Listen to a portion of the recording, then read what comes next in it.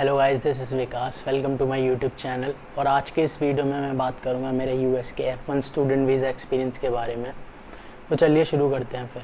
So my self विकास, मैं दिल्ली से हूँ और मेरा visa F1 student visa interview था एट मुंबई कॉन्सुलेट और मेरे स्केड्यूल डेट एंड टाइम थे 19 अप्रैल 9:40 AM और मैं कॉन्सुलेट पे पहुँच गया था at around 8:35 in the morning. So उसके बाद फिर थोड़ी देर वेट करना पड़ता है वहाँ पे। क्या होता है कि सपोज़ किसी का स्केड्यूल टाइम है एट 9, सो उनको 8:30 के अराउंड वो अनाउंसमेंट करते हैं कि जिनका भी स्केड्यूल टाइम 9 के अराउंड है वो फिर आ जाइए, और फिर उनको वो एक लॉन्ग क्यू में लगवाते हैं to enter the building. So like I said, मेरा स्केड्यूल टाइम था एट 9:40, तो मेरे लिए अनाउंसमेंट हुआ था 9 बजे। तो 9 बजे जो अनाउंसमेंट हुआ था वो था 9:10, 9:20, 9:30, 9:40, 9:50 वाले स्लॉट के लोगों के लिए। सो उन्होंने अनाउंसमेंट करा और फिर हम जाके एक लॉन्ग क्यू में लगे। फिर वहाँ पे उन्होंने बोला कि टेक आउट योर पासपोर्ट, और फिर वो पासपोर्ट आपका देखते हैं, उस पर पीछे स्टिकर होता है, उस पर मेंशन होता है आपका बायोमेट्रिक्स और वीज़ा इंटरव्यू का डेट। सो उस पर वो एक लुक लेते हैं और फिर आपको एंटर करने देते हैं, और अब आप बिल्डिंग में एंटर कर चुके हैं अंदर। फिर जो मेंस आपको अंदर कॉन्सुलेट में एंटर करना होता है, उससे बाहर एक काउंटर होता है जहाँ पे आप अपनी बिलोंगिंग्स रख सकते हो। सो मैं अपने साथ अपना वॉलेट और फ़ोन वगैरह लेके गया था, तो वहाँ पे वो मैंने रख दिया था सेफली। और वो आई थिंक 50 रुपीज़ चार्ज था वहाँ का, सो ज़्यादा नहीं था। तो आप कैरी कर सकते हो अपने साथ ये सब चीज़ें, वॉलेट, फ़ोन वगैरह, और वहाँ पे रख सकते हो आराम से। फिर उसके बाद आप अंदर एंटर करते हैं कॉन्सुलेट में, और उसमें अंदर एक फर्स्टली एक सिक्योरिटी चेक होता है, मच लाइक जो सिक्योरिटी चेक होता है आपका एयरपोर्ट पे। वो आपको एक ट्रे देते हैं, उसमें आप अपनी लेदर बेल्ट्स, फ़ोन, वॉलेट, ये सब चीज़ें निकाल के रखते हो, और फिर स्कैनर के थ्रू पास करते हो। और उसके बाद ही वो अपनी वापस बिलोंगिंग्स लेके ट्रे में से आप फिर वेटिंग एरिया की तरफ चले जाते हो। पर मुझे लगा कि शायद वो लोग ये जो भी मेरा फ़ोन, वॉलेट वगैरह है वो यहीं पे रखा रहेगा, और मेरा जैसे वीज़ा इंटरव्यू वगैरह पूरा सारा फिनिश होगा प्रोसेस, उसके बाद मुझे आके वापस कलेक्ट करना है ये सब चीज़ें। पर ऐसा नहीं था, तो मैं ऐसे ही बिना लिए ये सब चीज़ें जाके वेटिंग रूम में बैठ गया। तो जब मैं वहाँ बैठा था वेटिंग रूम में वेट कर रहा था, तो कोई स्टाफ का कोई फिर पर्सन आता है और वो कहता है who's Vikas Sharma. So I was like that's me. तो फिर वो बोलते हैं कि अपना अपना वॉलेट वगैरह आप वहीं रखाए हो, फ़ोन तो आप ले आए हो पर वॉलेट वगैरह आप वहीं रखाए हो अपना। दैन आई वाज लाइक या I thought may be you will keep that with your self, और हमको अपने वीज़ा इंटरव्यू के बाद वो कलेक्ट करना। तो उन्होंने कहा नहीं आके लेके जाओ। फिर मैं गया वहाँ पे, तो मैंने सबसे पहले अपना वॉलेट देखा और अंदर की कैश वैश है या नहीं। फिर वहाँ पे जो लेडी ऑफिसर खड़ी हुई थी, उन्होंने कहा कि तुमको पता भी है कि इसमें कितना कैश था, या वैसे ही खोल के देख रहे हो? मैंने कहा नहीं मुझे पता था कितना कैश मैंने रखा हुआ है, और मेरी गवर्नमेंट आईडीज़ वगैरह भी उसी में थे, मेरे ड्राइविंग लाइसेंस, आधार, पैन वगैरह भी मैं उसी में रखता हूँ। तो वो सबसे ज़रूरी था, सबसे पहले मैंने उसी पे नज़र मारी कि वो सब है कि नहीं। फिर देन मैं वापस वेटिंग एरिया में आया। कुछ देर वहाँ पे वेट करना पड़ा था हम लोगों को, may be around 20 minutes I suppose. फिर उसके बाद वहाँ पे वेटिंग एरिया में एक लॉन्ग लाइन ऑफ चेयर्स होती है, जिस पे आई थिंक आपके ईज़िली आई वुड से 60 to 80 पीपल थे शायद उसमें, और वो एक साथ ही वो पूरे बैच को एक साथ अंदर एंटर करने के लिए बोलते हैं। एंड तो ऐसा ही हुआ, उन्होंने हम 60-80 पीपल सबको एक साथ अंदर एंटर करने के लिए बोला।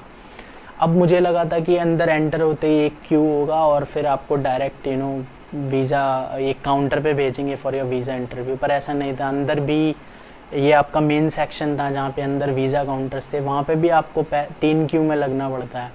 फर्स्ट क्यू होता है आपका, जिसमें वो आपका I-20 और सेविस रिसीट वगैरह चेक करते हैं। फिर उसके बाद वो आपको एक दूसरे क्यू में लगाते हैं, जहाँ पे वापस से जाके आपका फिर से स्कैन होता है फिंगर्स का, और वो वेरीफाई करते हैं कि जिस इंसान का बायोमेट्रिक्स पे वाले दिन स्कैन वगैरह हुए थे that same person has shown up और नॉट। फिर उसके बाद आपको थर्ड क्यू में लगाते हैं, which is like the main Q, और ये क्यू आपको लीड करता है towards a visa interview counter, और वहाँ पे जाके फिर आपका इंटरव्यू होता है। तो हर काउंटर के आगे 3 लोग खड़े होते हैं। सो फर्स्ट पर्सन तो आपका बिल्कुल विंडो पे ही खड़ा होता है जिसका इंटरव्यू हो रहा होता है। उसके I would say half a metre या 1 मीटर के डिस्टेंस पे दूसरा पर्सन पीछे खड़ा हुआ होता है, और फिर सेम डिस्टेंस पे एक थर्ड पर्सन उसके पीछे खड़ा हुआ होता है। एक साथ 3 लोग हर काउंटर पे खड़े हुए होते हैं। सो वहाँ पे जैसे ही आप उस क्यू के बिल्कुल फ्रंट में पहुँचते हो तो वहाँ पे एक कोई स्टाफ का मेंबर होता है जो आपको बताता है कि आपको इस काउंटर पे जाना है या उस काउंटर पे जाना है। सो मुझे I think counter number 32 assign हुआ था, और जब मैं इस क्यू में लगा हुआ था तो मैं ध्यान दे रहा था कि क्या किस ऑफिसर का कैसा इंटरव्यू करने का स्टाइल है, कौन कैसे एक्सप्रेशन रख रहा है। मैं सबके एक्सप्रेशंस पे ध्यान दे रहा था। सो काउंटर नंबर 32 जब मुझे असाइन हुआ तो वहाँ पे जो ऑफिसर थे वो आई थिंक काफ़ी न्यूट्रल फेस से बैठे हुए थे, कुछ एक्सप्रेशन स्माइल वगैरह नहीं था उनके फेस पे। तो मुझे लगा कि शायद यार मुझे कहीं काउंटर मिल गया है, कहीं कुछ गड़बड़ ना हो जाए, पर मैं फिर भी काम था। तो मैं जब खड़ा हुआ था, जब मैं थर्ड पोजीशन पे खड़ा हुआ था, सो आई थिंक जो फर्स्ट पोजीशन पे थी, I think that was a girl if I remember correctly, तो उनका शायद वीज़ा इंटरव्यू डिनाई हो गया था। और then I was like maybe it's not gonna go too well for me here today, but then still I was calm like I said. फिर उसके बाद जो मेरे आगे बंदा था वो फिर काउंटर पे गया और उसके साथ क्वेश्चन से मैं कोशिश कर रहा था सुन पाऊँ कि क्या क्वेश्चंस हो रहे हैं उससे, पर मैं सुन नहीं पा रहा था कि उससे क्वेश्चंस एक्चुअली हो क्या रहे हैं, और मैं अपने ही दिमाग में अपनी चीज़ें सोच रहा था कि कैसे कैसे क्या आंसर करूँगा। तो मेरे आगे वाले बंदे का वीज़ा इंटरव्यू हुआ और उसका वीज़ा अप्रूव्ड हो गया था। Then I was a bit relax कि हाँ इतना भी खड़ूस नहीं है ये ऑफिसर। और फिर मेरा नंबर आया, फिर मैं जाके खड़ा हुआ, मैंने ग्रीट करा ऑफिसर को एंड मैंने बोला good morning officer, and is like yeah hand over your passport to me. तो मैंने उनको अपना पासपोर्ट दिया। This officer would have been in his late 30s और लाइक अर्ली 40s। थोड़ा रेडिश स्किन था उनका, वाइट अमेरिकन थे वो। हाँ, तो ये आई थिंक उनकी अपीयरेंस थी थोड़ी। तो फिर फर्स्ट क्वेश्चन ही asked me was when did you graduate. तो then I told him this was my year, this was my bachelors. And then उसके बाद उन्होंने मुझसे पूछा आर यू करंटली वर्किंग, तो मैंने कहा नहीं। फिर उन्होंने पूछा what were you doing on your previous job, वो सब। मैं वन वर्ड आंसर नहीं दे रहा था, मैं पूरा सोच रहा था जितना भी कुछ है रेलेवेंट मैं उनको इन्फॉर्मेशन जो भी रेलेवेंट फीड कर सकता हूँ वो करूँगा।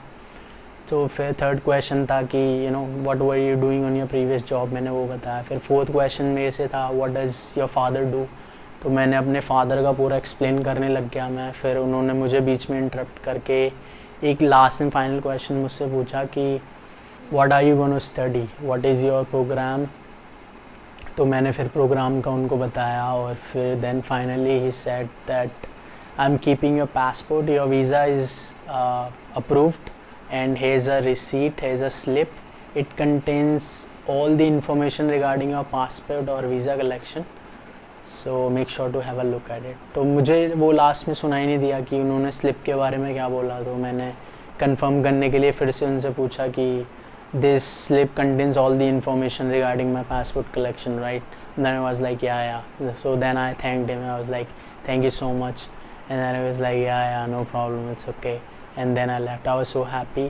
मैंने पीछे मुड़ के देखा भी नहीं किसी की तरफ कि और बंदों का क्या हो रहा है या मेरी तरफ कोई देख रहा है, ये आइडिया लेने के लिए कि इसका अप्रूव हुआ या रिजेक्ट हुआ।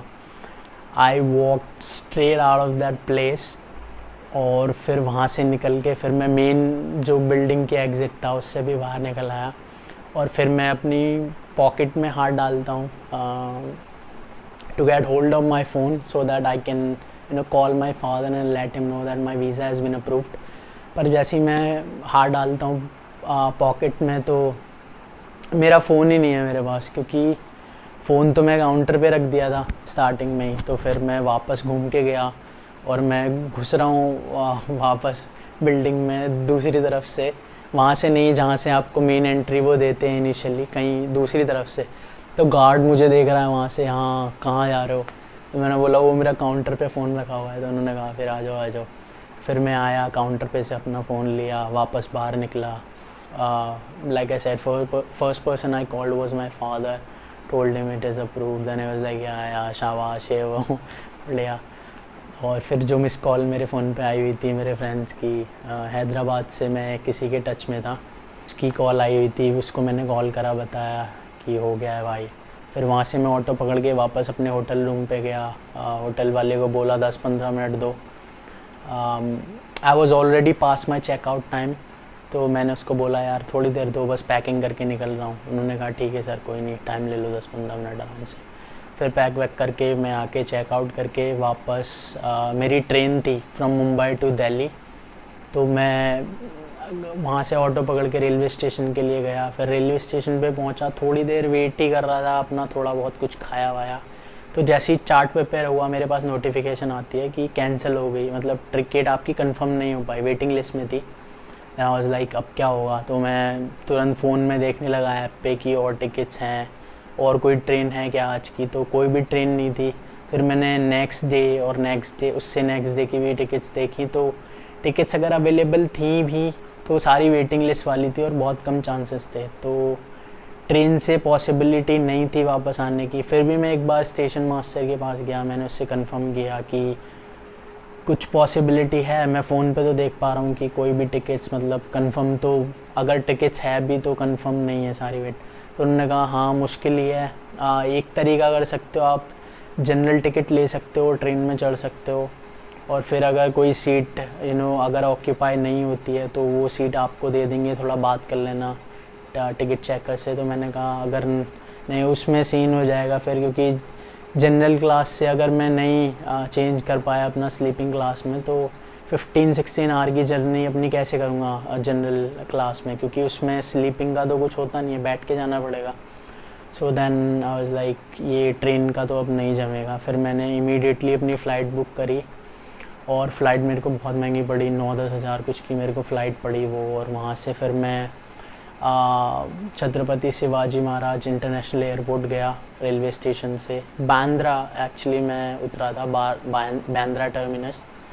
वहाँ से फिर मैं एयरपोर्ट गया, फिर वहाँ पे थोड़ा वेट करा, अपना खाया पिया थोड़ा फिर से, और वहाँ से फिर वापस आया। रात को मैं आ गया था वापस, आई थिंक एट 11:45 11:50 समथिंग। रात को 12 बजे करीब ही मैं 19 अप्रैल की ही रात को वापस आ गया था दिल्ली। तो कुछ जो टिप्स या कुछ जो मैं चीज़ें आपको सजेस्ट करना चाहूँगा वो यही कि अगर आप जा रहे हो वीज़ा इंटरव्यू के लिए, तो ऐसे मत करना कि कुछ घंटे पहले ही आप लैंड करें और फिर वहाँ से स्ट्रेट अपने वीज़ा इंटरव्यू के लिए जा रहे हो, क्योंकि स्पेशली अगर आप ट्रेन से जा रहे हो, क्योंकि थोड़ी थकावट जर्नी में आपको रहेगी। तो अगर वो चीज़ आपको ट्रबल कर सकती है, क्योंकि आपका वहाँ वीज़ा इंटरव्यू होना, आपको क्वेश्चंस आंसर करने ऑफिसर के, उसके लिए आपको बिल्कुल फ्री माइंड होना बहुत ज़रूरी है। तो कोशिश करें कि किसी भी तरीके की थकावट ना हो, अगर आप जल्दी पहुँच जाएं और एक अच्छी नींद ले लें, आराम से फ़्रेश होके अपने वीज़ा इंटरव्यू के लिए आप जा रहे हो, तो वो ज़्यादा बेटर ऑप्शन है। और हाँ, हमेशा कंफर्म टिकट्स करना, अपनी वेटिंग लिस्ट वाली मत करना, उसमें फिर ये इस पंगा हो सकता है कि लास्ट मोमेंट में आपको पता लगे कि टिकट्स कंफर्म ही नहीं हुई, फिर आपको इमीडिएटली फ़्लाइट करनी पड़ेगी। और फिर अगर आप इमीडिएट फ़्लाइट करते हो, सेम डे फ़्लाइट करते हो, तो बहुत महंगी आपको पड़ती है। तो इन चीज़ों का ध्यान रखें। बाकी डॉक्यूमेंट्स, मैं काफ़ी डॉक्यूमेंट्स लेके गया था, property paper, CA reports, ITRs, marksheets, सब कुछ, सैलरी स्लिप्स, मैं जॉब भी करा था कुछ टाइम, तो सब कुछ मैं लेके गया था अपने साथ। और वो ज़्यादा डॉक्यूमेंट्स वहाँ पे देखते नहीं हैं। मेरे से तो केवल मेरा पासपोर्ट लिया था वीज़ा ऑफिसर ने, मेरे से I-20 या कोई अदर डॉक्यूमेंट तो लिया ही नहीं। सो डॉक्यूमेंट्स पे अगर आपके पास कुछ चीज़ें मिसिंग भी हैं तो ज़्यादा ध्यान मत दीजिए। डॉक्यूमेंट्स वो नहीं चेक करने वाले हैं आप लोगों के, उनको पता है डॉक्यूमेंट्स फेक भी किए जा सकते हैं, ये वो। जो सारा फोकस उनका होता है वो जानना चाहते हैं आपकी मतलब स्टोरी क्या है, आप मतलब क्या सोच रहा है, आपका प्लान क्या है एक्चुअल में। कैसे कैसे आप चीज़ें मैनेज करोगे, क्या आपका विज़न है, और वो सब अपने क्वेश्चंस के थ्रू वो जानना चाहते हैं आपसे। तो वो चीज़, वो इन्फॉर्मेशन अगर आप उनको ऑनेस्टली फीड करते हैं तो हाई चांसेस हैं कि आपका वीज़ा एक्सेप्ट होगा, अनलेस कि आपकी कुछ शेडी सी यूनिवर्सिटी है जिसका नाम इतना लोगों ने नहीं सुना या ऐसा कुछ। पर लो रैंक यूनिवर्सिटीज़ के लिए भी वीज़ा अप्रूव्ड होते हैं, तो उसमें भी कोई इशू नहीं है। डॉक्यूमेंट्स की ज़्यादा टेंशन ना लें, वीज़ा इंटरव्यू पे फोकस करें। मैं और भी वीडियोस डालूंगा जिसमें बताऊंगा कि मैंने कैसे वीज़ा इंटरव्यू के लिए प्रिपेयर किया। मैं काफ़ी क्वेश्चंस, मोस्ट आस्क्ड क्वेश्चंस तो प्रिपेयर ही करके गया था, और भी वीडियोस में डालूंगा कैसे मैंने यूनिवर्सिटीज़ रिसर्च करी। मैं I didn't apply through a consultancy, मैंने सारा प्रोसेस अपना खुद से किया था। तो मैं सारा कुछ आपके साथ शेयर करना चाहूँगा धीरे धीरे और वीडियोस में। तो also I wrote Duolingo English test में मेरे को 135 स्कोर आया था, तो उसके लिए मैंने कैसे प्रिपेयर करा था और मैंने डुओलिंगो ही क्यों चुना, वो भी मैं डालूँगा। फ़्लाइट मेरी ऑलरेडी हो गई है, I am flying the second week of August, तो चीपेस्ट फ़्लाइट पॉसिबल मैंने कैसे बुक की अपने लिए। और ये सब चीज़ें जो आपको हेल्प कर सकें वो मैं करना चाहूँगा थ्रू माई वीडियोज़। ऑल्सो एक चीज़, I am part of a lot of these WhatsApp groups, और वहाँ पे मैं देखता हूँ कि लोगों को एक आइडिया ही नहीं होता कि अपने क्वेश्चंस फ्रेम कैसे करें। तो उसमें आप हमेशा किसी दूसरे के क्वेश्चंस पे एक बार नज़र मार सकते हो, उससे आपको एक आइडिया हो जाता है कि एक्चुअल में प्रिपेयर करना कैसे है, कैसे आपको अपनी स्टोरी आपको दिखानी है उन आंसर्स में, उन क्वेश्चंस के।